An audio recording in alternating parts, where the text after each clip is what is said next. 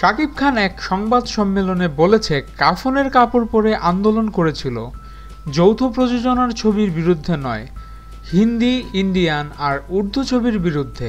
আর গুছিয়ে বললে বলা যায় ভিনদেশি ছবির বিরুদ্ধে। এটা খুবই ভালো কথা, কিন্তু সে যৌথ প্রযোজনার নামে যেসব ছবি করছে সেগুলো তো সবই ইন্ডিয়ান ছবি।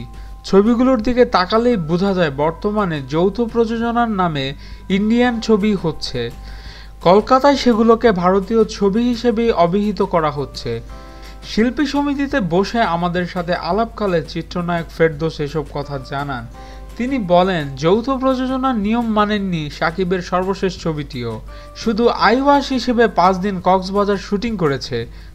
ফেরদৌসের দাবি, যৌথ প্রযোজনার ছবি নির্মাণ কোনো দিক দিয়ে খারাপ নয়, সব দিক দিয়ে ভালো।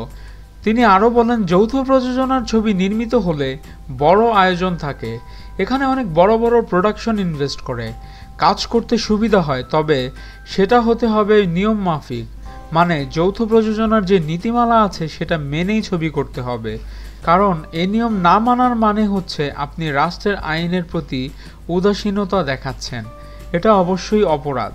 দেশের স্বার্থ বিবেচনা করে শিল্পী ও কলাকুশলী বা ইন্ডাস্ট্রির ক্ষতি করে যৌথ প্রযোজনার ছবি করা যাবে না, এটা কলকাতার ওরা সবাই বুঝে গেছে শতভাগ।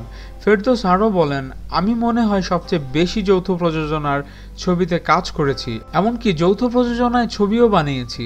অহংকার করে বলছি না, সত্যি হলো যৌথ প্রযোজনায় আমার চেয়ে অভিজ্ঞ খুব বেশি লোক এই ইন্ডাস্ট্রিতে নেই, কিন্তু আমার ক্ষেত্রে কেউ আঙ্গুল তুলতে পারেনি। ন্যায় পথে থাকলে কেউ কখনো প্রশ্ন তুলতে পারেন না। জাতীয় চলচ্চিত্র পুরস্কার প্রাপ্ত এই নায়ক বলেন, যৌথ প্রযোজনার ছবি নির্মিত হয়েছে বলেই আমাদের দেশের অনেক শিল্পীকে এখন কলকাতার দর্শকরা চেনেন, এটা তো ভালো দিক।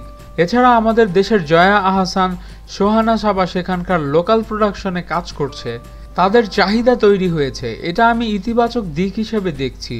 আপনি যোগ্য হলে আপনাকে কোনো কিছু নিয়ে মিথ্যার আশ্রয় নিতে হবে না, লোকে আপনাকে খুঁজে নেবে। জয়া ও সাবার ক্ষেত্রে তাই হয়েছে। অনেকেই এবারে বলে বেড়ান কলকাতায় তারা হিট তারকা, কিন্তু ওপারে তাদের কেউ চেনেন না, গ্রহণযোগ্যতাও নেই। সম্প্রতি সুইজারল্যান্ড থেকে ফেরদৌস শেষ করেছেন সুজিত মুখার্জি পরিচালিত ইয়াতির অভিযান নামের একটি ছবি। এছাড়া বর্তমানে শুটিং করছেন পবিত্র ভালোবাসা ছবির। ফেরদৌসের কথায় আপনাদের মতামত কি? এখনই কমেন্টস করে জানান, এবং আমাদের ভিডিও ভালো লেগে থাকলে অবশ্যই চ্যানেল সাবস্ক্রাইব করতে ভুলবেন না, এবং ভিডিওতে লাইক দিন এবং শেয়ার করুন।